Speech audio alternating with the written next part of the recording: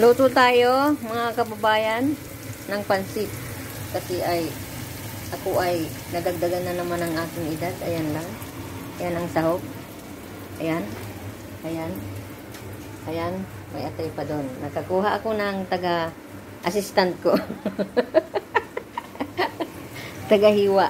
Mayroon pang repolyo. May manok ako dito. Ipiprito. Yan ho, yan ho ang aking among maganda yan. Siya po yan. Nakuha kong tagahiwa. Kasi na-promote siya sa kanyang work, kaya naghiwa siya.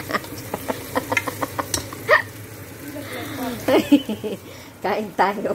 Kain tayo, hindi paluto. Yan lang. Simple. Okay na yan. At least may handa tayo. Yan ay madaming biyaya. Tignan mo, ang dami.